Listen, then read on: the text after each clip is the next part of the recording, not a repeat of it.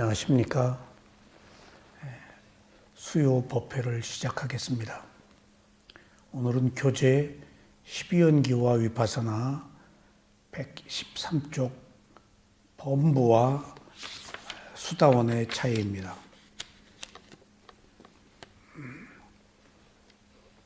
범부는 세상을 살아가는 보통 사람들, 그리고 수다원은 열반을 성취한 성자를 말합니다. 범부도 종류가 많겠죠. 선한 사람, 악한 사람. 근데 인간계에서 범부라고 할 때는 5계를 지켜서 인간으로 태어난 사람을 말합니다. 인간으로 태어나기가 굉장히 어려워요. 지옥, 축생, 악귀, 아수라 위에 인간계가 있거든요. 근데 지옥, 축생, 악귀, 아수라는 사악도라 그래서 행복이 없고 불행만 있는 것입니다. 그 위에 인간계가 있습니다. 그리고 인간계 위에 욕계 천상이 있습니다. 그 욕계 천상에 사는 사람을 천신이라고 말합니다. 그러니까 우리가 불교에서는 신이 없다라고 그러는데 창조주가 없다는 뜻이고 하늘에 사는 사람들을 천신이라고 그래요. 욕계 천상 위에, 욕계는 매우 화려합니다. 감각적 욕망이 있고, 그 다음에 남녀가 있고, 그 다음에 욕계 천상 위에 색계가 있습니다. 색계는 사마타, 선정 수행을 한 사람이 가는 곳. 색계도 사선정이 있어서 자기 선정의 상태에 따라서 사는 세계가 있습니다. 거기도 천신이라고 그래요. 그 위에 무색계가 있습니다. 무색계는 마음만 있고 몸이 없는 천상입니다. 천상도 생명이 굉장히 많습니다. 욕계 천상의 천신, 색계 천상의 천신, 무색계 천상의 천신. 이렇게 욕계, 색계, 무색계 천상에도 천인들이 사는 세계의 종류가 많듯이 범부라고 칭하는 인간은 그보다 훨씬 더 많을 것 같습니다. 시쳇말로 시궁창에서부터 천상까지의 사람의 종류가 있습니다. 그래서 특히 인간은 선한 마음과 악한 마음을 함께 가지고 있기 때문에 모두 선하지도 않고 모두 악하지도 않은 경우가 또 많습니다. 어느 때에는 선했다가 어느 때에는 또 악합니다. 그래서 범부라고 말하는 것을 총칭 갈 길을 모르는 사람, 윤회하는 사람, 그 다음에 어리석음이 있는 사람. 그렇다고 해서 범부라고 해서 어리석음만 있고 지혜가 없는 것은 아닙니다. 적어도 인간으로 태어났다면 5가지 계율을 지켜서 도덕적인 의식이 고양되어서 인간으로 일단 태어납니다. 인간으로 태어나니까 굉장히 어려워요. 그러니까 그 인간으로 태어나서 유일하게 수행을 할 수 있습니다. 지옥, 축생, 악귀, 아수라는 불행만 있고 행복이 없어서 수행을 못합니다. 그러니까 불행만 있기 때문에 행복이 없어서 그렇게 괴로워도 괴로운지를 모릅니다. 지옥에도 몇 가지의 세계가 있는데 가장 자살을 하면 가는 무간지옥이라고 알려져 있는 가장 밑바닥의 지옥은 생명이 굉장히 빠르대요. 생명이. 근데 거기서도 죽기를 두려워한대요. 거기서도. 그러니까 너무 고통스러우니까 살 수가 없겠죠. 근데 고통만 있어서 견딘대요. 고통만 있어서. 그리고 인간 중간층에 있는 인간은 행복과 불행이 함께 있습니다. 유일하게 유일하게 행복과 불행이 함께 있다는 사실이 인간에게 주어진 선택권입니다. 행복할 수도 있고 불행할 수도 있고. 그러니까 인간으로 태어났을 때만 수행이 가능합니다. 인간으로 태어났을 때만 자기 업을 극복할 수가 있습니다. 왜냐하면 선택권이 있기 때문에. 시궁창에서부터 천상까지 있다고 그러잖아요. 그러니까 우리 마음 안에 인간은 선한 마음과 악한 마음 두 가지가 함께 있습니다. 그렇기 때문에 조건에 따라서 어느 때는 선하고 어느 때는 악하고. 그러니까 사람이 그럴 수가 있어? 라고 우리가 흔히 말하는데 사람이기 때문에 가능합니다. 그게. 예. 그런데 천상은 또 어떨까요?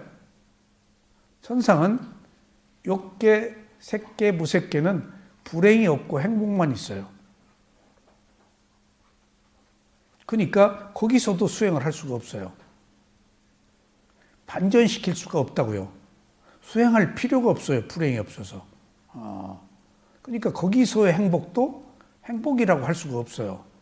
부처님은 거기서 얻는 욕계, 색계, 무색계, 선정세계에서 얻는 행복을 행복이라고 말하면 나는 동의하지 않겠다. 라고 말씀. 왜냐하면 그것은 완전한 행복이 아니에요. 예. 아직 완성된 지혜로 사물을 통찰하는 그런 행복이 아니에요. 근데 이제 중간에 있는 인간만 행복과 불행이 있기 때문에 인간만 수행을 해서 자기 삶의 그 의식을 고양시킬 수가 있습니다. 그러니까 고양시킬 수 있다는 사실은 더 떨어질 수도 있다는 사실을 함께 포함하고 있습니다. 잘 될 수도 있고 잘 되기만 할 수가 없겠죠. 잘 안 될 수도 있고. 그러니까 세속적인 관점에서 인류 역사를 보면은 어느 나라나 가면은 구국의 영웅들이 동상으로 온 국민의 숭배를 받고 존경하는데 다른 관점에서 보면은 구국의 영웅이라고 하는 사람들이 살생한 사람들이에요. 전쟁 영웅들은. 그러니까 세속적 관점에서는 구국의 영웅이지만은 살생을 한 사람의 입장에서는 그 이후에 좋은 곳으로 갈 리가 없습니다. 세속과 출세 간의 관점이 그렇게 다릅니다. 그런데 인간이 좋아질 수도 있고 나빠질 수도 있다는 선택권이 있기 때문에 좋은 법을 만나서 행복을 찾을 수도 있고 그 욕망 때문에 더 심각한 나락에 떨어져서 고통을 겪을 수도 있습니다. 그러니까 좋아질 수 있다는 가능성은 나빠질 수 있다는 가능성도 함께 가지고 있는 겁니다. 그러면 존재하는 세계의 31개의 세계에서 놓고 볼 때 인간만 선택권이 있는데 선택권이 있는 인간이 마음이 가장 강력합니다. 31개의 존재의 세계의 마음 중에서 인간의 마음이 가장 강력해요. 환경을 파괴하고 지구를 파괴하고 수많은 생명을 살상하고 하는 전쟁도 인간이 일으킵니다. 아울러 색계, 무색계, 선정수행을 해서 살아서도 고요함을 얻고 죽어서도 행복한 선정세계로 갈 수가 있습니다. 거기다가 인간은 바사나 수행을 통해서 무상고무아를 발견해서 집착이 끊어진 해탈의 자유까지 얻어서 윤회를 끝낼 수도 있습니다. 그러니까 여러분들 인간으로 태어났다는 사실은 무한한 가능성을 가지고 태어났는데 또 가장 비참한 상황까지 떨어질 가능성도 함께 있습니다. 이건 선택의 문제예요. 내게 좋은 기회가 왔을 때는 그 기회를 잘 살리면은 좋은 결과를 얻지만은 오히려 그 기회가 잘못되면은 더 비참한 생명으로 다시 태어날 수 있습니다. 그래서 그게 범부의 길입니다. 그러니까 우리는 매우 태어나기 어려운 인간으로 태어나서 범부의 길만 갈 게 아니고 비파사나 수행을 해서 탐욕, 성내, 머리썩음의 본뇌를 불태우고 괴로움이 소멸한 해탈의 길을 가는 성자가 되는 것이 사실은 목표입니다. 그런데 욕계, 색계, 무색계라는 것이 부처님에 의해서 세세하게 다 밝혀져 있는데 천상이 거기에 불교도만 가는 건 아닙니다. 종교에 상관없이 가요. 자기가 한 대로. 불교도만 간다면 그거 이상하지 않겠어요? 불교는 그런 의미에서 인류의 괴로움을 해결하고 보다 더 향상된 삶을 살게 하는 길을 열어주는 것이지 이 종교를 믿어야 구원받는다 라는 거 그런 얘기가 없습니다. 그거 이상하잖아요? 그 종교가 아니면 안 된다? 구원을 못 받는다? 그런 종교라면 오히려 믿지 말아야 돼요. 예. 보편타장한 건데 진리는 모두에게 똑같이 적용되어야지 특정한 세력에게 특정한 교회에만 허락된다면 그것은 잘못된 견해겠죠. 누구를 믿는다 해서 되고 누구를 믿지 않는다 해서 되지 않는다면 그건 바른 가르침이라고 할 수가 없습니다. 그런 의미에서 부처님의 가르침은 불교도를 위한 가르침이 아니고 살아있는 인간들이 범부에서 누구나 성자가 되어서 더 나은 삶을 살도록, 그래서 윤회가 끝나는, 괴로움이 끝나는 해탈의 자유를 얻도록 하는 것입니다. 그러니까 이건 특별한 종교라고 보셔야 돼요. 원래 종교라는 말은 불교의 부처님의 가르침을 말합니다. 왜냐하면은 마루종자, 으뜸이 되는 가르칠 교자, 으뜸이 되는 가르침에 관한 것입니다. 그런데 종교는 마치 신을 믿는 그런 것으로 우리가 알려져 있지만은 실제 한번 그 자체로 보면 으뜸이 되는 가르침이에요. 그 으뜸이 된 가르침은 누구에게나 문이 열려 있고 누구나 좋은 일을 하면 더 좋은 결과를 받는다는 사실, 어느 특정한 사람에게만 기회가 허용되지 않는다는 사실, 그런 의미에서 진리는 보편타당해야 되는데 여기서 이런 이야기들은 매우 보편타당한 이야기입니다. 좋은 일 하면 좋은 데 간다. 그래서 부처님의 가르침은 좋은 일을 하는 그 방법을 알려주는 겁니다. 부처님을 믿으라고 절대 자신을 믿으라고 하지 않습니다. 나를 보려면 나의 가르침을 보아라. 가르침을 따라라. 그것이 나를 보는 것이다. 그 가르침이 좋은 일에서 좋은 결과를 받으라는 이야기입니다. 우리들이 만약 괴롭다면 잘못된 원인으로 인해 생긴 결과입니다. 그러면 지금 그 괴로움을 해결하기 위해서는 좋은 원인을 만들어서 좋은 결과를 받으면 되는 겁니다. 그런 의미에서 지금 우리가 말하는 범부는 살아있는 모든 생명들이 윤회하는 생명들, 선악을 함께 가진 생명들, 그 다음에 갈 길을 모르는 사람들로 칭합니다. 그리고 성자는 이제 사마타 수행과 유파사나 수행을 해서 실청종과 16단계의 지혜를 얻으면은 무상고무할라라 가지고 집착이 끊어집니다. 그래서 열반에 이르면은 이제 수다원이 됩니다. 수다원이 되면 7생 이내에 윤회가 끝납니다. 그러니까 수다원이라고 칭하는 성자는 사다함, 아나함, 아라한까지를 포함합니다. 왜냐하면 수다원이 되면은 사다함, 아나함, 아라한의 과정을 거쳐서 윤회가 끝나니까 반드시 4단계의 도가가 있어요. 그러니까 자기가 노력한 만큼 도가를 성취해서 7생 이내에 윤회가 끝납니다. 수다원이 되어서 7생 이내에 윤회가 끝난다라고 보시죠. 그러면은 인간으로 태어났을 때 평균 60 잡고 6생을 더 살아야 된단 말이에요. 그러면 몇 년이죠? 6력은 360년을 인간으로 또 태어나서 살아야 돼요. 360년 또 인간으로 태어나서 괴로움 겪고 싶어요? 수다원에서 바로 사다함, 아나함, 아라한이 될 수 있습니다. 정진하면은. 근데 최대한 7생 이내에 윤회가 끝난다. 더는 안 간다. 그런데 제가 미얀마에 수행할 때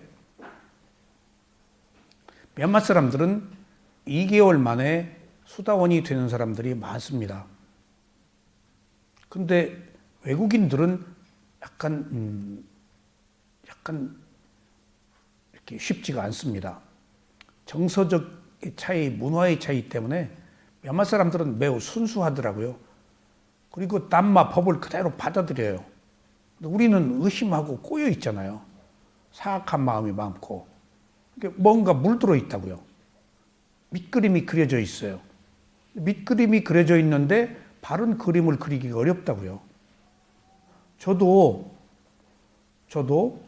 다른 종교를 믿다가 미얀마에 가서 계를 받고 수행을 할 때 불교에 대한 밑그림이 그려지지 않았었어요.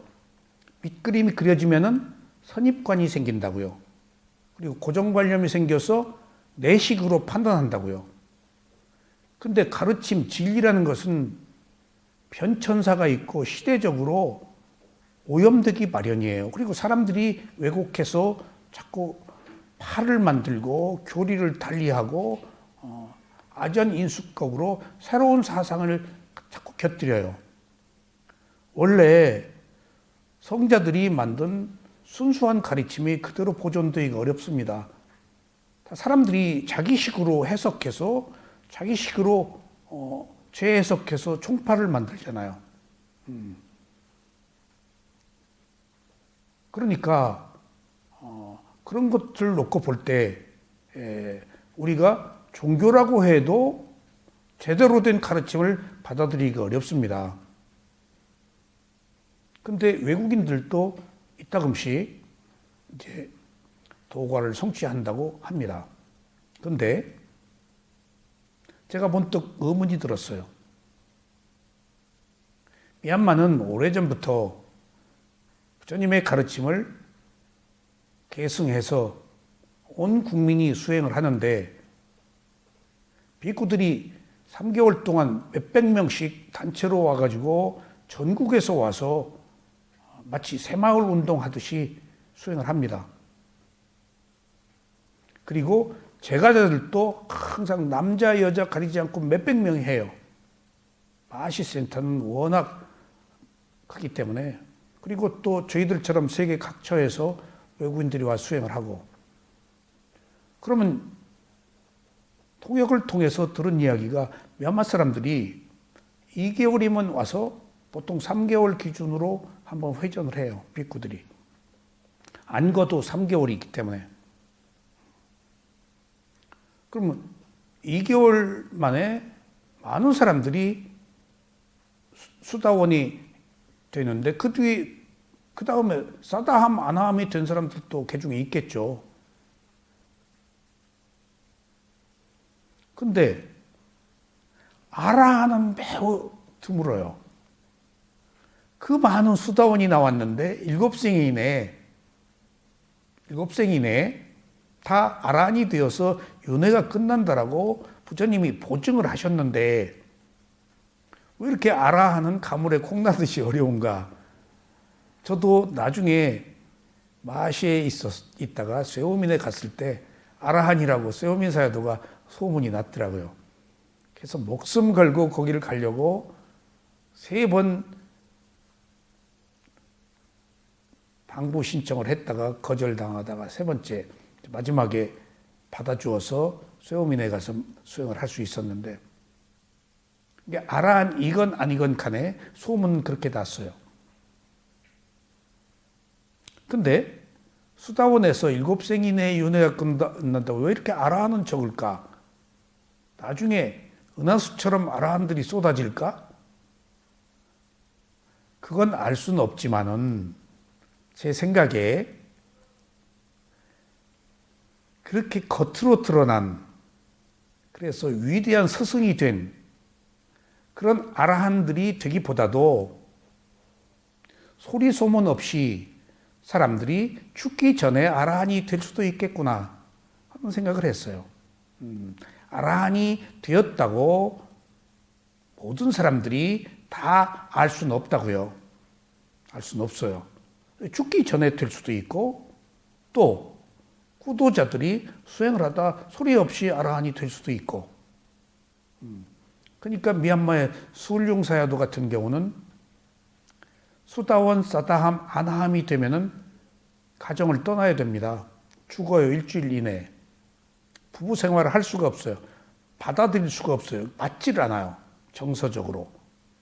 그러니까 이미 아나함이 되면은 천상에 태어나서 거기서 아라한이 되기 때문에 생에 대한 집착이 끊어져요. 그런 사람들은 출가를 해요.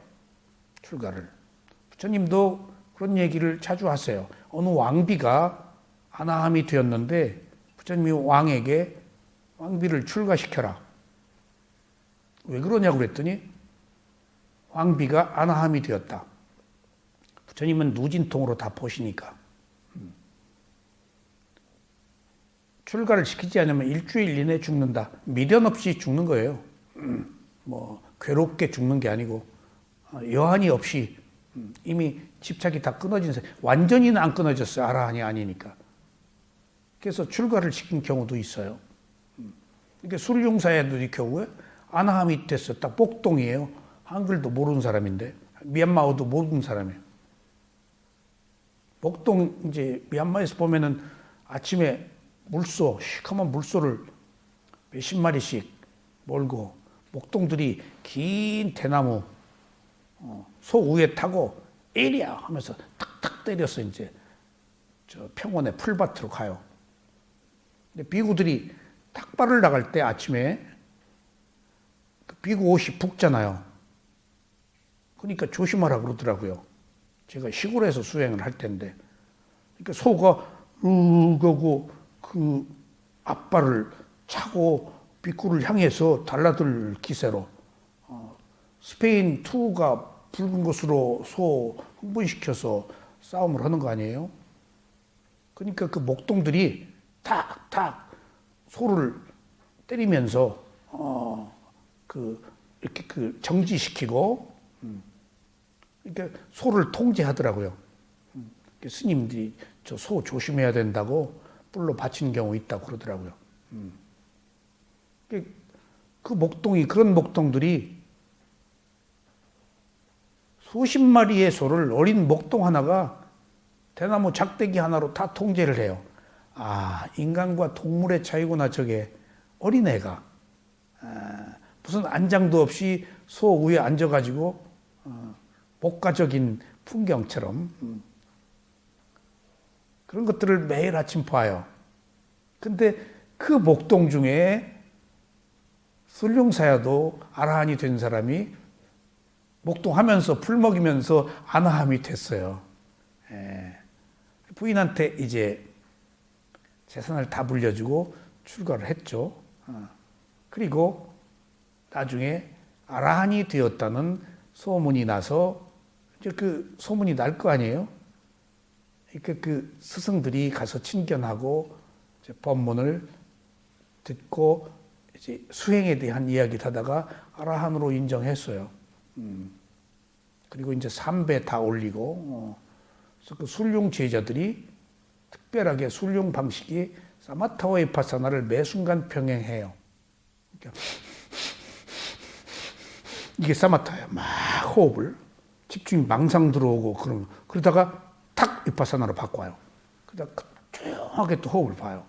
또 집중이 안 되면 또 그런 사람들이 의외로 여기저기서 제가 수행을 할 때 술용 제자들이 오더라고요. 그러니까 하도 신기해서 대수행은 안 하고 저 사람이 또 언제 가쁜 호흡을 몰아쉬나 또 그것도 기다리고 구경하고 그런 경우도 있었습니다. 그런 것처럼 아라한 만나기가 그렇게 어려운데 어떻게 수많은 수다원이 생겼는데 아라한 없을까? 제 개인적인 견해입니다마는 이것도 업의 과보로 유명세를 탄 아라한도 있을 것이고 소리 없이 아라한이 되어서 사라진 사람도 있을 것이고 그렇잖아요. 그러니까 어느 경우에 똑같은 공덕을 가지고 있더라도 유명해진 공덕을 지은 사람은 유명해져요. 근데 유명을 하등의 이유가 없는 사람은 그냥 자기 문제 해결하고 사라지는 거예요. 유명하다고 해서 훌륭한 건 결코 아닙니다. 그러니까 예를 들면은 부처도 두 가지가 있는데 세 가지가 있죠. 부처 두 가지에 탐진치가 소멸한 아라한까지를 합치면 세 가지입니다. 아라한도 탐진치가 끝나서 윤회가 끝나고 벽지불도 탐진치가 끝나서 윤회가 끝나고 벽지불은 누가 왔는지 모르는 붓다예요. 그다음에 쌈마쌈붓다, 고타마시타 같은 25분의 부처도 탐진치가 끝나서 윤회가 끝나고 그럼 아라한과 벽지불과 무상정등각이라고는 최고의 붓다는 왜 다른가? 제가 물었더니 서원의 차이라고 그래요. 자기가 서원을 어떻게 세웠느냐. 그리고 그것이 근기의 차이라고 그래요. 근기. 그러니까 그 근기는 바라밀공덕을 얼마나 쌓았느냐. 그 공덕이 인연을 만들거든요. 선한 일을 얼마나 해서 내가 어떤 비전을 갖느냐 하는 선택의 문제이돼요. 선택의 문제이돼요. 그러면 수다원, 사다함, 아나함, 아라한도 부처님의 똑같은 법문을 듣고 어떤 사람은 수다원이 되고 어떤 사람은 사다함이 되고 어떤 사람은 즉각 그 자리에서 아라한이 되었단 말이에요. 이게 무슨 차이일까? 그건 공덕의 차이래요. 그러니까 아라한이 된 사람은 때가 된 거예요. 이 수행은 한 인간의 괴로움을 해결하는 문제이기 때문에 이 괴로움을 해결하는 법을 똑같이 들어도 천이면 천, 만이면 만, 그 많은 사람들이 다 다르게 받아들여요. 이야기는 똑같아요. 여기는 기초가 없습니다. 똑같아요. 호흡 알아차리는 거, 오른발, 왼발 알아차리는 거, 통증, 졸음, 망상을 왔을 때 어떻게 반응하는가 하는 것으로부터 시작해요. 마음을 호흡에 붙여서 길들이는 작업부터 시작해요. 그러니까 몇십 년을 한 사람이나 지금 시작한 사람이나 몇 년을 한 사람이나 방법은 똑같은데 받아들이는 것은 자기가 받아들이기 때문에 기초가 없어. 이건 시작이 기초예요. 개인적인 문제라고요. 그러니까 많이 배웠다, 학문이 있다라고 해서 그 사람에게 특별한 방법을 제시하진 않아요. 똑같아요. 탐진치를 해결하는 법. 그래서 관용자의 지혜를 갖는 것. 그러니까 이게 그래서 보편타당하는 거예요. 특별한 사람에게만 적용되지 않는 거예요. 그래서 이 정신세계도 인간의 종류가 다양하듯이 수다원, 사다함, 아나함, 아라한도 다양합니다. 거기 수다원이 돼서 천상에 태어났을 때에도 수다원도 다 종류가 있을 거 아니에요. 그런 것처럼 생명은 다양하다는 사실, 그러니까 범부의 종류도 다양하고 성자의 종류도 다양한데 범부는 윤회하는 생명, 갈 길을 모르는 생명, 괴로움이 있는 생명, 어리석음의 지배를 받는 생명이고 성자는 갈 길을 아는 윤회가 끝나니까 그리고 점진적으로 탐진치가 소멸하는 그리고 윤회가 끝나는 것이 보장된 사람 그런 차이가 있습니다. 자,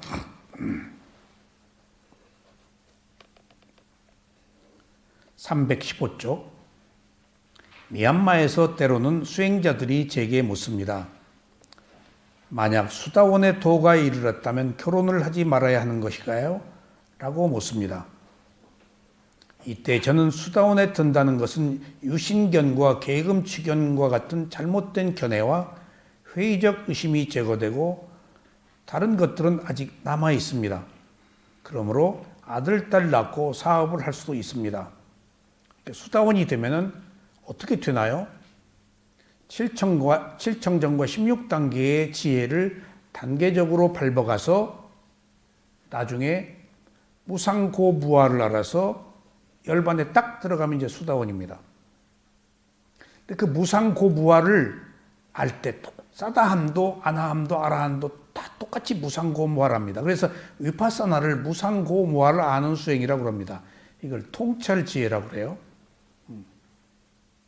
사마타는 선정의 고요함이고 위파사나로 넘어오면 무상고무화를 아는 수행입니다. 무상고무화를 알지 못하면 집착이 끊어지질 않아요. 근데 이 무상고무화를 알면은 수다원, 사다함, 아나함의 아라한의 종류는 무화를 얼마나 알았느냐로 결정됩니다. 똑같이 무상고무화를 아는데 수다원은 아직 안개 속에서 무상고무화를 봅니다. 사다함은 조금 더 가까이 가서 봅니다. 아나함은 그 무상고무화를 알 듯 모를 듯 바람이 쓱 불면 보이고 바람이 멈추면 안 보이고 무상고무화가. 그리고 아라하는 무상고무화를 완전히 안 사람이에요. 똑같은 것을. 그 차이예요. 변한다는 사실을 알고 그 다음에 괴로움이 있다는 사실을 알아서 괴로움을 받아들이고 그 괴로움을 해결하는 자아가 없다. 조건에 의해서 일어나고 사라지는 연속적 현상, 생명만 있다. 라고 알면은 집착이 끊어진다고요. 집착이 끊어지는 정도에 따라서 수다원, 사다함, 아나함, 아라한의 성자의 도가 결정됩니다. 그러니까 이것 또한 자기 선택이죠. 자기 근기죠. 근데 범부는 동굴 속에 들어와 있지 못합니다. 그러니까 하면 동굴 속에 들어와야 마지막 해탈의 자유를 얻죠. 범부는 갈 길을 모른다고 그랬죠. 동굴 밖에서 헤매요. 근데 성자들은 동굴 속으로 들어왔어요. 그 길을 걸어가면은 끝이 있어요. 근데 가령 우리가 예를 들어서 오조홍인 중국의 선사들 중에 육조해능 같은 경우는 그분도 술중사여도처럼 글을 모르는 분이세요. 나무 저다가 팔다가 응무소주 이생기심이라는 연부를 외우는 소리를 듣고 화들짝 놀라서 물어보니까 오조 홍인이 어디 있다고 그래서 찾아가 가지고 거기서 수행을 했잖아요. 그리고 홍인으로부터 인정을 받고 가사와 바루를 물려받아 가지고 저녁에 도망 나왔잖아요. 죽이니까 그거 중국식의 그 어떤 그 가치 기준 그걸 소중하게 여기니까. 그러다가 사람들이 죽이려고 그러니까 산속에 가서 10년 동안 사냥꾼들 밥해 주고 숨어 지냈다고요. 그리고 나서 나중에 숲에서 내려와서 절에서 텐마루에서 비구 두 사람이 바람이 분다 풍경을 보고 아니다. 바람이 흔들린다. 아니다. 마음이 흔들린다. 둘이 옥신각신 하는데 그때 텐마루에 걸쳐 앉아 있었던 육조 해능이 둘이 다른 이야기로 다투었어. 그러니까 그 해능이 마음이 움직인다 해서 깜짝 놀란 거예요. 마음을 도저히 얘기할 수가 없는데. 그래서 소문에 의하면은 여기 육조 해능이라는 분이 이쪽으로 왔다고 하는데 종적이 없다. 혹시 그분이시냐? 나다. 해가지고 이제 공식적인 생활을 거기서 거의 다 삼배들 했겠죠. 그런 것처럼 이 깨달음의 세계에서는 단순해야 되기 때문에 선입관을 가지고 해석하면은 무상고무화를 못 봅니다. 어떤 지적 사유로 보면은 그게 가려버려요. 그냥 단도직입적으로 무식하게 봐야 돼요. 그래서 교육을 못 받은 사람들이 이렇게 아라한이 되는 경우는 사유로 본 게 아니고 생각으로 본 게 아니고 있는 그대로 보아서 지혜를 보았기 때문에 사유로 보면은 내 선입관으로 보는 거거든요.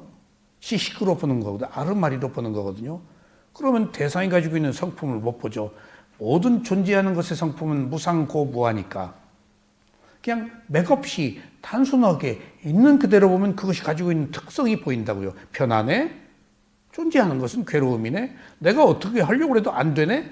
해서 사물의 이치에 귀의하는 거예요. 집착이 딱 끊어져 버려요. 현상계의 질서에 순응해요. 근데 우리는 못하잖아요. 어떻게든지 자기 욕망을 부추겨서 뭔가를 더 일구고 문제를 더 일으키는 것이 우리들의 삶이라고요. 해결하기보다. 그러니까 수다원, 사담, 아남, 해능 같으신 분들은 이미 동굴 끝에 와 있었던 거예요. 동굴 끝에. 그러니까 툭 밀고 나간 거예요. 그러니까 여러분들이 경전을 보더라도 부처님 가르침을 믿고 어떤 사람은 수다원, 어떤 사람은 사담, 어떤 사람은 아나함 이런 사람들이 막 여기저기서 터지는 것은 각자의 근기로 터져요. 근기로. 이거 미얀마 부처님 시대부터 수행을 할 때는 비구들이 몇십 명씩 안고에 모여서 합니다. 몇십 명씩. 많이 못해요. 여기 가면 탁발을 해야 되기 때문에 많으면 그 마을에서 밥 주는 것도 한계가 있겠죠. 빨리 가고 그래요. 그래서 이렇게 모여서 감마타나라고 수행 주제를 주세요. 그럼 그 주제를 가지고 이제 수행을 하시는데 거기서 그런 몇십 명이 모여 있어도 다 아라한이 된 경우도 있고 어떤 사람은 수다원, 사다함이 된 경우도 있고 그런 것들을 경전에 많이 기록하고 있습니다. 그래서 크게 범부와 수다원인 성자로 나누지만은 그 안에서 각기 다른 계층이 있다. 자기 근기에 따라서. 그리고 그 수다원이 되면은 유신견 시작이죠. 사카야디띠라고 해서 잘못된 견해 중에 몸이 내 몸이다라는 견해를 가장 잘못된 견해의 으뜸으로 봅니다. 이제 그게 없어진다는 거예요. 내 몸이 아니다. 왜 그게 없어질까요? 비파사나 수행의 시작은 제1단계의 지혜가 나마 루파 파리체다 나냐라고 해서 정신과 물질을 구별하는 지혜입니다.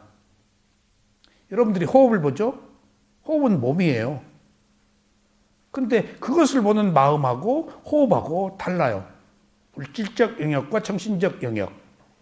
그러니까 위파사나 수행의 시작은 몸과 마음을 분리해서 보는 것으로부터 시작해요. 여지껏 분리를 해본 적이 없어요. 영과 육신을 하나로 보았지. 부처님이 최초로 분리했어요. 물질적 영역과 정신적 영역은 다른 것이다.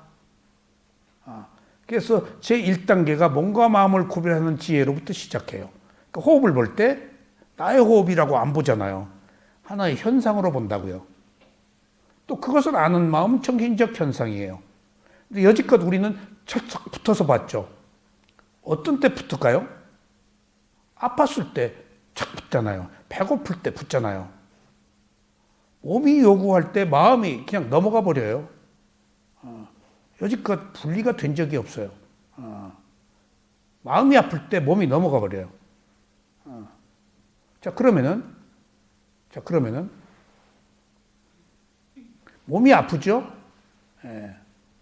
인간은 몸과 마음이 있잖아요. 그 몸이 아팠을 때 몸이 아픈 거 50%예요. 정신과 물질 두 가지로 인간이 살고 있으니까. 그러니까 몸이 아팠어. 그럼 내가 몸과 마음을 가지고 살면서 50% 영역이 지금 아파 있는 거야. 그러면 그 마음이 몸이 아팠을 때 아이고 큰일 났네, 아이고 죽겠네 하고 50% 몸이 아픈 것하고 철석 하나가 되어서 그 50%도 아파. 그러면은 몸 50%와 마음 50% 중에서 합치면 몇 프로가 될까요? 네? 100% 틀렸습니다. 100%가 되면 묻지를 않죠, 제가. 200%, 300%, 400% 무한히 커져요. 그러니까 뭐 그걸 증폭된다고 그래요. 우리가 화를 내고 뒤집어지고 멱살 잡고 싸우고 자살하고 뭐 한 것은 이게 증폭돼서 몇백 프로로 커져버린 거예요. 근데 그걸 상승 효과라고 그래요. 근데 이제 위파사나를 시작했어요. 몸과 마음을 분리해요. 몸이 아팠을 때 마음이 아플 이유가 없어. 몸이 아픈 것을 하나의 물질적 현상으로 보고 마음은 지켜만 봐. 분리니까. 위가 분리하다, 빠사나 통찰하다. 객관적으로 분리해서 개입하지 않고 지속해서 보는 것을 위파사나라고 그러고, 그렇게 보면 무상고무화가 있다 라는 뜻으로 해석합니다. 그러면 몸 아팠을 때 마음이 안 아프고 50%를 그냥 놔두는 거예요. 근데 우리는 넘어가잖아요. 아이고 나 죽겠다. 여러분들이 아팠을 때 끙끙 앓고 신음막 하는 것은 마음이 넘어간 거예요. 여지껏 우리는 몸과 마음을 분리해 본 적이 없어요. 왜? 유신견, 내 몸이라고 생각하기 때문이에요. 예. 수다원은 계속 몸과 마음을 알아차린 수행에서 몸과 마음이 하나가 아니고 따로따로 영역이 다르다. 마음 아플 때 몸이 아플 이유가 없고 몸이 아플 때 마음 아플 이유가 없어요. 저는 온갖 그 잡다한 일을 하면서 무슨 예술 활동하네, 글 쓰네, 연극하네, 음악하네, 너무 몸을 혹사시키고 그래서 위를 버렸어요. 그래서 산속으로 들어가서 죽을 6개월 먹고 7개월째 물을 먹어도 토할 정도가 됐었어요. 다른 스트레스가 또 겹쳐가요. 그래서 생명을 포기하려고 산속에 들어갔어요. 정말 젊은 시절 참 방황을 많이 했습니다. 그리고 거기서 이제 집 떠나니까 괜찮더라니까. 남자들은 그래요. 딱 집 떠나니까 그 살아서 이제 돌아왔습니다. 근데 제가 그때 딱 체물이 있어요. 딱 먹으면 체하는 게 있어요. 그러면 뒹굴고 막 부딪히고 소리 지르고 못 견뎌요. 체한 거 숨이 막혀요. 그러니까 딱 오징어 튀김 시골에 갈 때 옛날 고속버스 가면 휴게소에 꼭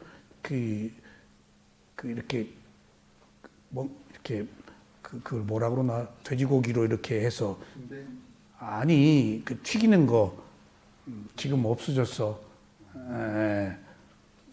나무 젓가락에 요새 사람이 아니구만. 그 꼭 먹으면 채. 그 기름이가 안 좋은 거예요. 그리고 팥을 먹어도 채예요. 딱 이미 그것들이 채물이에요. 근데 이 얘기를 하려고 하는 거예요. 어떻게 하다가 찐빵을 딱 먹었어요.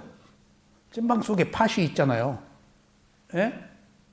딱 찐빵 소화가 안 된다 그러면서 먹잖아요. 고통스럽더라도 제어가 안 되잖아요. 딱 씹었어. 알아차림이 없었겠죠. 그때는 수행을 안 했을 때니까. 딱 찐빵에 팥 있지? 그리고 씹어서 목구멍에 넘기려다가 보통은 넘기죠. 그러니까 제어 능력이 있으면 탁 그걸 뱉어요. 그대로. 그러면 팥 안 먹었다고요. 조금 있다가 여기 벌써 체해 있어요. 몸이 뒤틀리고 몸이 반응한 거예요. 내 마음이 큰일 났네? 하면 몸이 딱 체해버린 거예요. 이미 신물이 올라오고 슬슬 막 몸이 뒤틀리고. 그러니까 저는 아팠을 때 젊어서 테니스를 해가지고 오른쪽 팔에 엘보가 왔는데 꼭 모든 그 경우에 아프고 체하고 뭐가 팔부터 와요. 여기부터 막 힘들어 죽겠어요. 수행할 때도 그렇더라고요. 수행할 때도 고요하면 여기부터 아파요. 뭔가 몸에 이상이 생길 때. 그러니까 일종의 그 시그널이야. 몸에 취약지구가 있어요. 그러니까 수행이 완성돼서 어느 정도 뭐 하고 다음에 또 시작해도 또 거기부터 아파요. 이미 해결됐는데도. 아, 이게 뿌리가 있는 거예요. 몸에 그게 입력이 돼 있는 거예요. 해결이 됐음에도 불구하고 그 증상이 또 나타나요.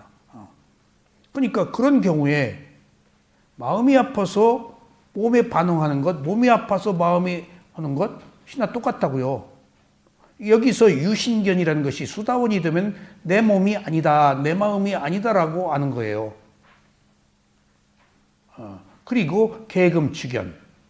이제 몸과 마음을 통해서 지혜가 성숙되니까 형식적인 거, 기도하는 것, 그 다음에 어떤 의식들, 그게 구태의연한 게 보여요.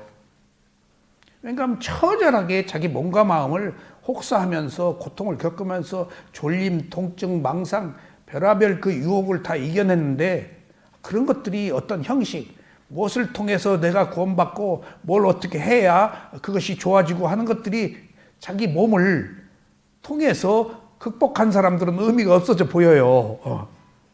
뭐 놓고 절한다고 해결하고 빌었다고 해결하고 웃기는 얘기예요, 그게. 예.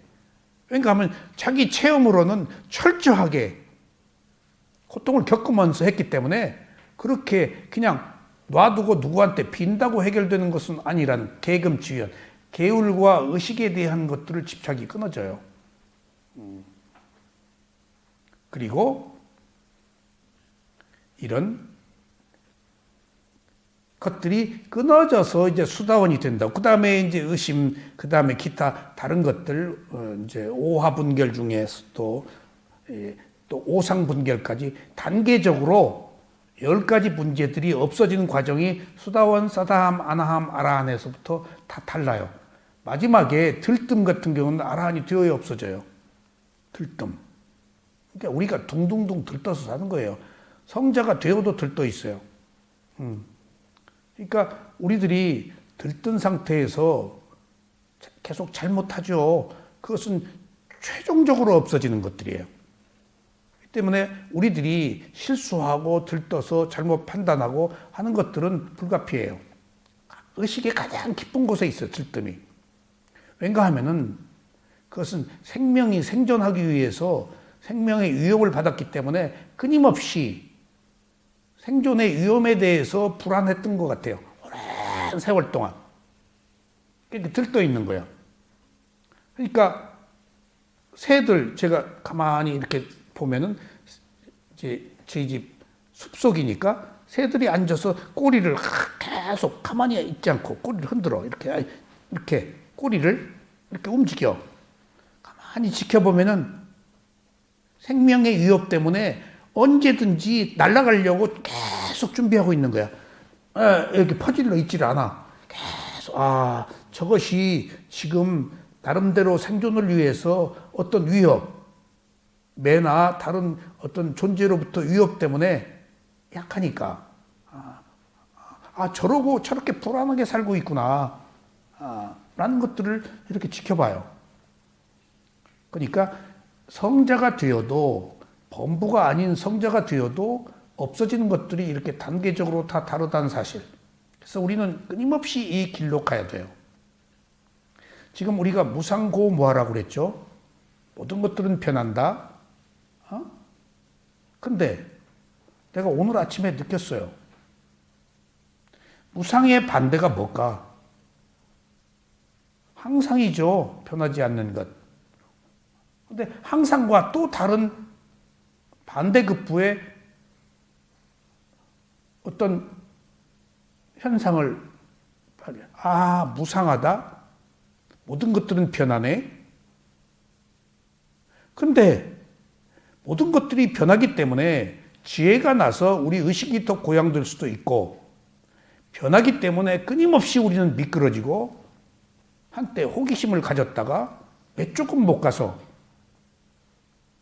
관심을 가지고 선업에 공덕이 있으면 선한 일에 관심이 생겨요.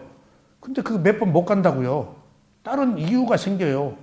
내 마음이 선업의 공덕이 끝난 거예요. 아무리 그렇게 얘기해도 여기 나오는 분들이 나오다가 안 나와. 선업의 공덕. 선업의 공덕 때문에 그러는 거예요. 생각이 바뀌는 거야. 한때 선한 의도가 일어났다가도 생각이 바뀌면 안 나오는 거예요. 의도 아니야. 그래서 사람들이 끊임없이 생각이 바뀌는 것이 무상인데 누구나 지속하기가 어렵다고. 무상하니까 내 마음이 같은 마음이 아니잖아. 그러니까 선한 마음을 먹었다가 악한 마음 먹고, 악한 마음 먹었다가 또 선한 마음도 먹고, 좋은 일 하려다가도 또 그냥 조금 있다가 그만두고. 도무지 인간이 다소곳하게 좋은 뜻을 세웠으면은 오래 지속해서 그 결과를 보지 못하고 계속 그만두는 이유는 뭘까? 제가 내린 결론은 무상하기 때문이라고 내렸어요. 무상하기 때문이라고. 같지 않으니까. 내가 악한 마음을 먹었다가도 선한 마음을 먹고, 선한 마음을 먹었다가도 악한 마음을 먹는 것이 지금 무상하기 때문이야. 당연한 거야. 그러면은 모든 것들이 변해서 무상한데, 그러면 좋은 일을 하려고, 괴로움을 해결하기 위해서 무상에 귀의해서 좋은 일을 하려는 생각을 먹었다가 또 마음이 바뀌는 거니까, 무상하니까. 그만둬. 그러면서 살아야 되는가? 이것을 지속하는 것은 뭔가? 그것이 바로 공덕이란 사실을 알았어요. 선업의 공덕. 그 공덕이 가져오는 결과가 인내예요. 인내. 그것을 또 다른 말로 하면 위리야 노력이라고도 해요. 그래서 인내가 열반으로 이끈다 라고 부처님이 말씀하셨어요. 가장 중요한 게 노력, 인내. 노력이 제일 많이 나와요. 경전에 노력이란 말이 그렇게 많이 나와요. 근데 그 노력도 지나치면 안 된다. 노력이 지나치면 들떠요. 알맞아야 된다. 노력이 없으면 게을러요. 그러니까 그 위리야, 노력, 그것이 중요한데 그 노력의 결과가 인내라는 사실을 알았어요. 지속하는 것, 그것밖에 없구나. 지속하는 것. 그래서 제가 어디 가서 위파사나 법문할 때 여기 놀러 와라. 수행을 하려고 하지 말아라. 왜냐하면 그 마음을 다스려야 되기 때문에. 배우려고 하고 뭘 성취하려고 그러면 오래 못 와요. 자기가 성취하고자 한 만큼 충족되지 않으니까 포기해버려. 비난해버려, 이거. 별거 아니네. 자기가 노력도 안 하고. 그러니까 하려고 하지 말고 어깨 넘어 구경해라. 놀러 와라. 라고 하는 것은 목표를 성취해서 목표가 충족되지 않았을 때 실망하고 그만두지 말란 얘기예요. 그리고 놀면서 배워라. 잘하려고 하지 말아라. 기대치를 높여놓고 기대치에 미치지 못하면 좋은 것을 비난해버린다고. 별거 아니다고. 아직 그것을 알 수 있는 지혜가 없음에도 불구하고. 그래서 그것을 바르게 볼 수 있는 그것은 뭘까가 보니까 공덕과 인내더라고요. 인내. 그래서 부처님이 인내가 열반으로 이끈다라는 말을 하셨는데도 제가 오늘 아침에 새삼스럽게 느꼈어요. 많은 사람들이 이 길을 선택해서 끊임없이 오는데 왜 그만두는가? 공덕이지. 그럼 공덕이 있어서 공덕의 결과로 지속시키는 건 뭔가? 그게 인연, 인내예요. 인내. 그 공덕이 인내케 해요. 그러니까 이게 우연히 되는 게 아니에요. 제가 이렇게 보니까 뭐 하나 우연히 되는 게 없어요. 수행도 5가지 인들이야. 믿음, 노력, 알아차림, 집중, 지혜. 이것이 조화를 이루는 게 수행이다고요. 그 다음에 5가지 장애가 또 있죠. 우리가 깨어있을 때는 믿음, 노력, 알아차림, 집중, 지혜, 오근이라고 그래요. 5가지 근기가 생겨서 오력, 5가지 힘이 생겨서 우리가 수행을 하는 거예요. 행복을 찾는 거예요. 근데 깨어있지 않았을 때, 잠잘 때, 미혹할 때는 뭐가 있을까? 감각적 욕망, 성냄, 그 성냄이 악한 의도예요. 그 다음에 혼침, 의심, 들뜸. 이 5가지가 지금 서로 조화를 이루어요. 그러니까 탐욕, 성냄, 어리석음도 함께 있는 거예요. 어리석음이 대장이에요. 그리고 중간 보스가 탐욕이고 성냄은 쫄병이에요. 그러니까 어리석음 하면은 탐욕과 성냄을 포함하고 있어. 그러니까 우리가 우리들의 마음이나 우리들에게 의식이나 우리들에게 저장된 모든 것들을 볼 때 어느 것 하나가 작용하지 않아요. 몇 가지가 모여 있어요. 그래서 힘든 거예요. 그 마음을 갈피를 잡을 수가 없는 게 마음이 한 가지가 아니다니까. 선한 마음에도 관용차의 지혜가 있지. 악한 마음에도 탐욕성 내 머리석음에 있어. 그 선한 마음을 실천하는 것이 바로 보시, 지계 또 수행이야. 3개가 다 이렇게 뭉쳐져 있어. 그러니까 우리는 어느 특정한 것 하나만 가지고 해결하려고 그러니까 수행이 안 되는 거예요. 종합적으로 봐야 돼. 그래서 인터뷰가 필요하고 또 자기가 부족한 부분은 스승을 통해서 채우고 자기는 몰라요. 그러니까 딱 뭐 하나 막 그것만 올인해서 해결된다면 쉽죠. 근데 그렇지 않다니까. 너무 복합적으로 얽혀 있어요, 우리 마음들이. 천의 얼굴을 가졌다고 하잖아요. 상황에 따라서.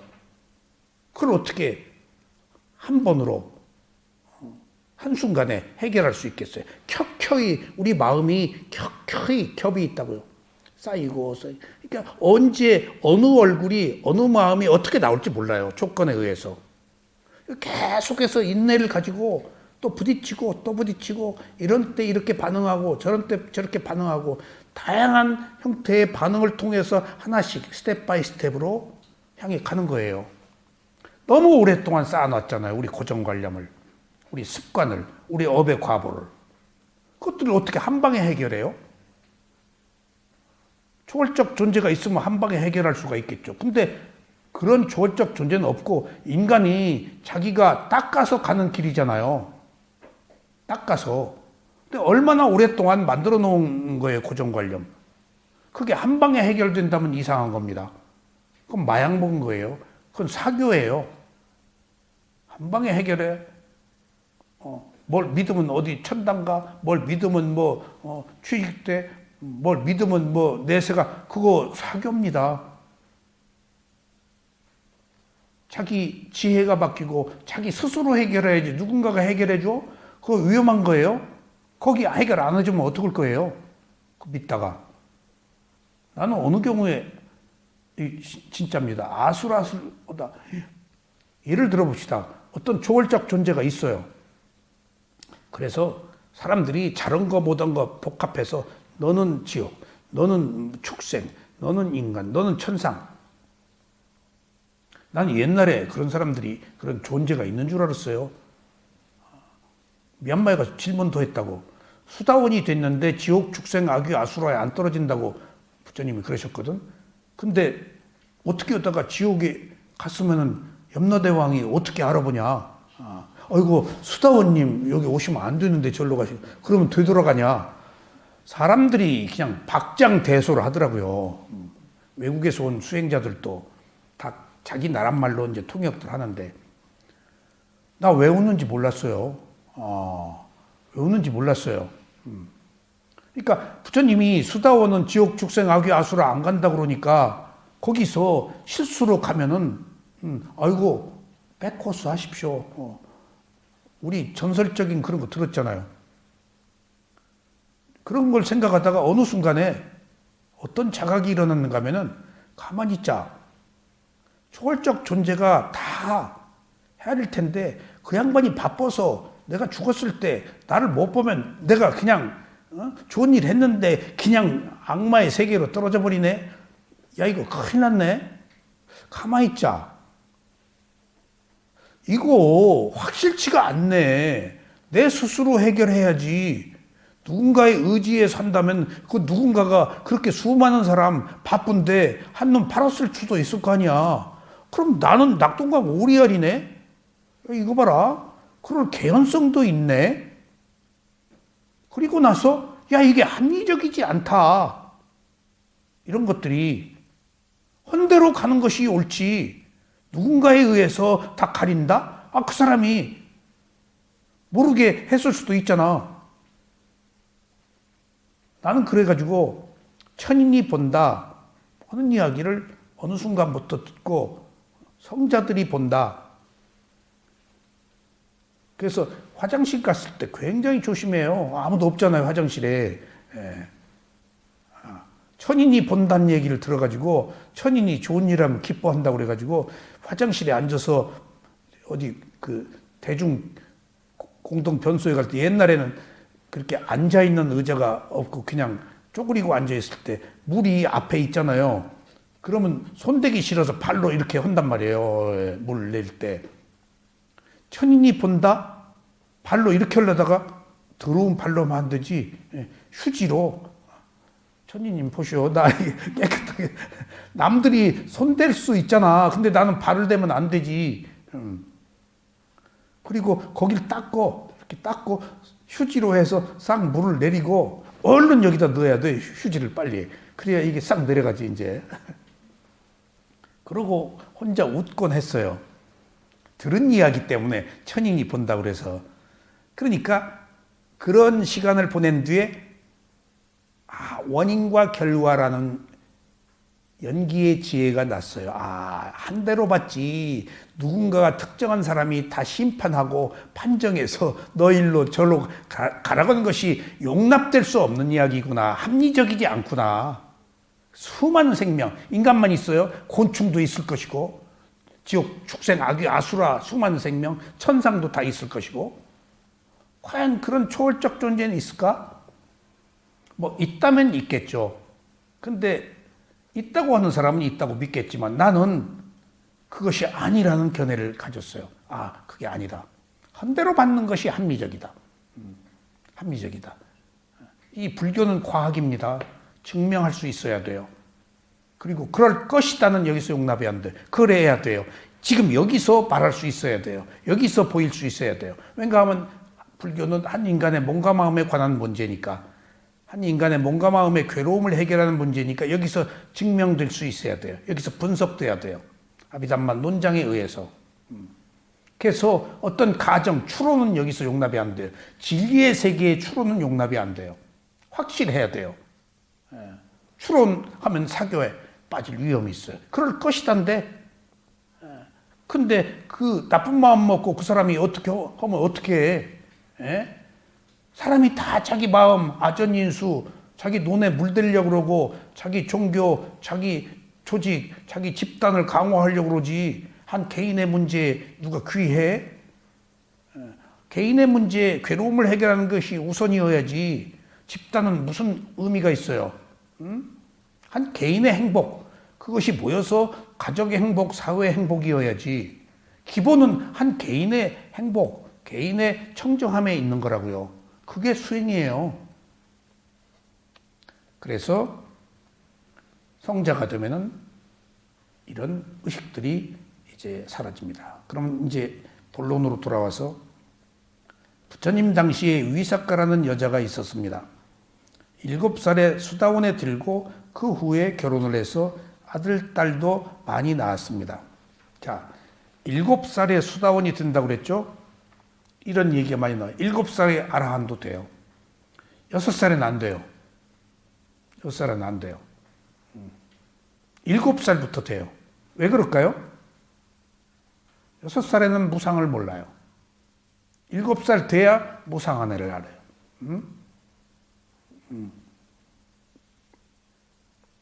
지난번에 히든싱어에 판소리 하는 사람이 하나 나왔죠? 노래 안 보세요? 거기 노래를 했는데 그때 그 노래 제목이 뭐더라? 뭐 그렇게 허무한 거 그게 잊어버렸네. 예. 우리 딸들 애들이 초등학교 저학년인데 계속 그 노래 부르고 있어. 그래서 깜짝 놀랐어 이놈이. 지 엄마가 부르니까 이제 녹음해서 허무하다는데 허무하다가 아니고 그러니까 네 입에서 어떻게 그 소리가 나오느냐. 근데 7살이어야 무상을 안 돼요. 7살부터 아라한이 나와요. 그러니까 무상을 알아야 괴로움, 무아를 안다고요. 그래서 그런 얘기가 많이 나와요. 7살부터. 설령 수다원의 도가를 성취했다고 해도 결혼을 해서는 안 된다고 생각할 필요는 없습니다. 결혼하고 싶은 마음이 꽤 아직 감각적 욕망이 있으니까 무상고무화를 다 몰랐다고 그랬잖아요. 결혼하고 싶은 마음이 왜 생기는 것인가 하면 수다원에 들어서긴 했지만 아직 카레가 다 제거되지 않았기 때문에 결혼을 원하는 것입니다. 범부와 수다원의 도가에 든 성인의 마음가짐이 어떻게 다른지 7가지로 정리해 보겠습니다. 여러분께서는 법문을 듣고 내가 아직 범부인가 아니면 도가에 가까운가 한번 스스로 판단하시기 바랍니다. 미얀마 스승들은 이렇게 쭉 이렇게 그 지혜 단계를 제시하고 느끼는 게 있는가? 여기서 네가 지금 어느 수준인가를 판별하라고 그래요. 자기가 선택하도록 해요. 그리고 7청정과 16단계의 지혜도 단계적으로 다 얘기를 해줘요. 그러니까 전혀 우리가 모르는 세계도 한번 얘기를 쫙 해줘요. 세상에 이런 고답적인 정신세계가 있구나. 열반의 세계까지 쭉 16단계 회광반조의 지혜까지 쭉 해줘. 이렇게 무수한 정신적 세계가 켜켜이 있구나. 그리고 낮은 단계에서 자기가 어느 단계인지 알아보라고 하는데 잘 모르겠더라고요. 근데 일단 한번 들려줘요. 그런 프로그램이 있어요. 조금 한 2개월 지나면은 이렇게 쫙 알려줘요. 7청정과 16단계 지혜를. 첫 번째, 범부에게는 탐심과 성냄과 어리석음과 자만이 있으며 자주 이런 마음들이 일어납니다. 그러나 수다원의 도가에 드신 분들도 때로는 이런 마음도 일어날 수 있습니다. 하지만 범부는 원한 마음이 강하고 길게 계속됩니다. 그러나 수다원에 드신 성인은 원한 마음이 일어나지만 곧 사라집니다. 그러니까 미워하고 욕했다가도 아이고 괜히 그랬네. 근데 범부는 계속 죽여. 너 오늘 또 내일 또 원수를 계속 그걸 즐겨. 많은 사람들이 누구를 미워하는 것을 좋아서 미워한다 그러면 천만에 모르는 소리래. 왜 계속 미워하죠? 미워하는 것을 좋아서 계속 미워해요. 미워하는 거 싫으면 안 미워해요. 좋아서 계속하는 거예요. 왼수를 계속 미워하는 것은 왼수를 좋아서 미워해요? 싫어서 미워해요? 좋아서 미워해요. 미워하는 것을 좋아하는 게 어리석음이에요. 근데 자기가 화를 내는 것을 좋아하는지 미워하는 것을 좋아하는지 욕심을 부리는 것을 좋아하는지를 모른다고요. 안 그렇다고 그래. 자기 마음을 모르니까. 집착하니까 계속하는 거예요. 계속했다 하면 좋아한 거예요. 욕하는 것을 좋아하고 미워하는 것을 좋아하고 남을 때리는 것을 좋아하고 사기치는 것을 좋아하고 도둑질하는 것을 좋아하고 싫어서 도둑질해요? 누가 결혼했는데 이게 참 유치한 얘기예요. 누가 결혼했는데 옛날엔 도둑놈이 많았잖아요. 남편이 도둑놈이더래요. 이제 애도 낳고 이거 이제 어떻게 해, 이게. 새벽이면 나가서 뭐 훔쳐오는데 이제. 근데 나중에는 남편이 자면 여보 일어나 때 됐어. 뭐 그랬을까 싶지만은 이게 조크겠죠. 근데 내가 딱 거기서 느낀 게 있어요. 그게 자발과 유발인데 유발된 것이 자발이 돼버려요. 그러면은 도둑질에서 온 것들이 큰 것도 아니다고요. 뭐 금은방 털고 뭐 생명을 고치는 것들이겠어요? 도둑질한 것들이 뭔지는 모르겠지만은 어쨌든지 도둑질. 그것은 가만히 내가 그때 그 여보 일어나 하는 부인의 마음을 유추해석했어.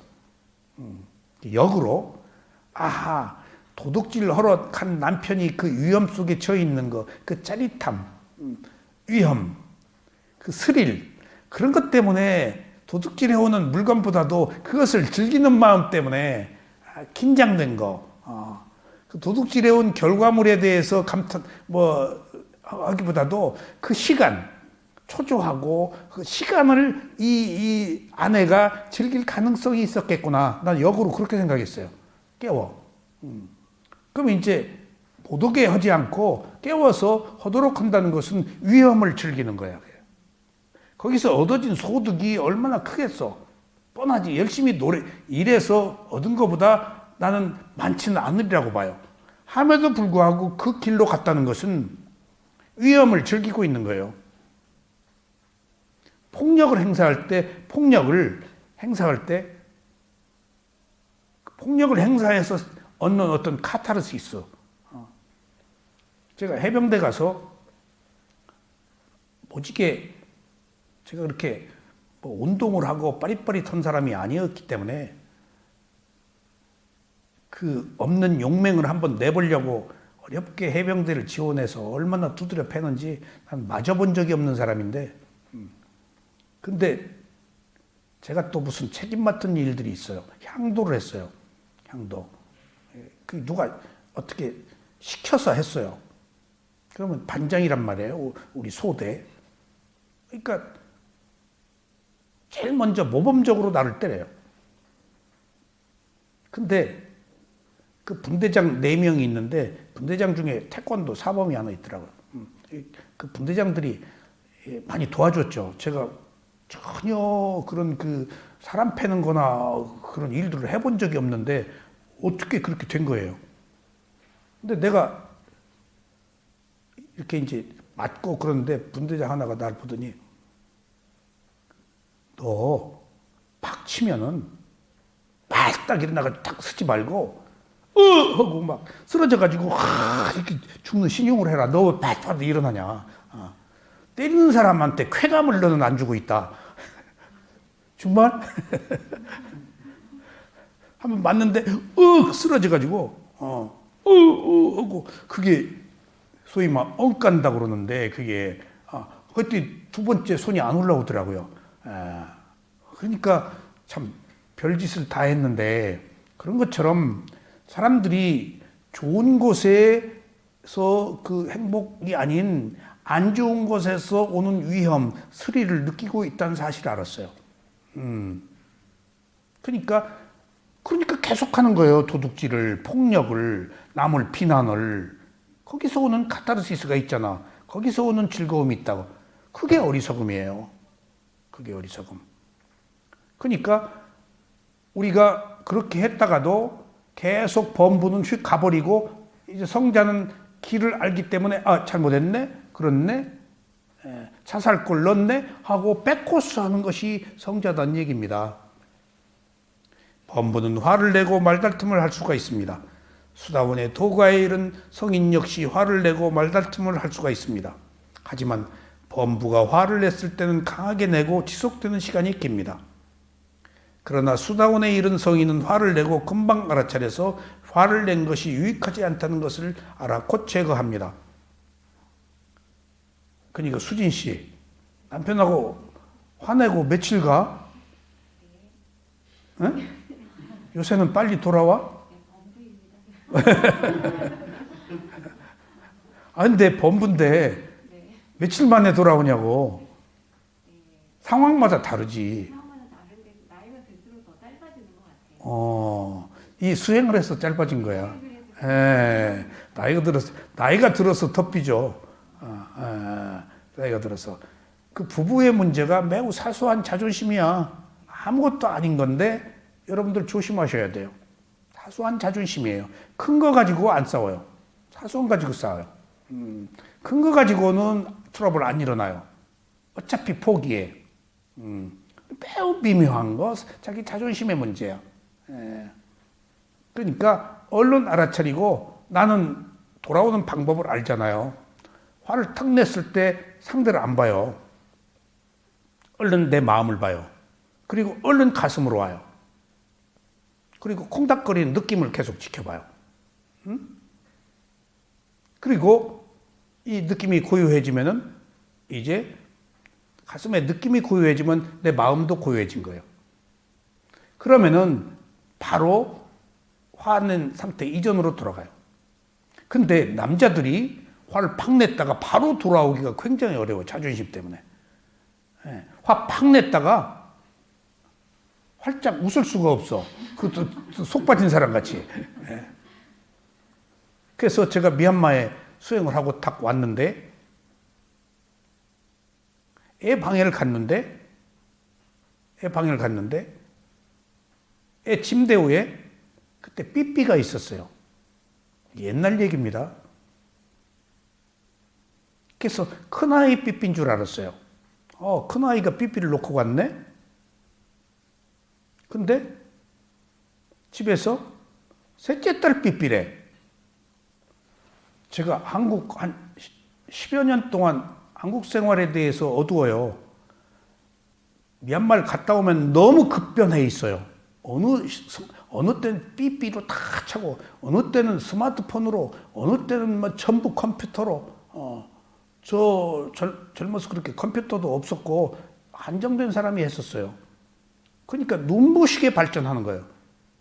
근데 제가 따라가지를 못한 거예요. 그래가지고, 나 모르게 애들이 셋이 다 삐삐를 찼다는 것을 나는 사치하다고 생각했어요. 정말. 여기 적응을 못했어요. 미얀마 갔다 오면은 가죽 소파에 탁 넣으면 얼음이 두두두둑 막 떨어지는 거, 그것은 내가 나 없을 때 돈 좀 쓰느라고 이제 기분 푸느라고 했겠지. 그런 것들은 좀 허용했어, 용납했어. 퍽 일어나려다가도 바로 수행을 하고 왔기 때문에. 근데 애는 못 참겠더라고요. 예.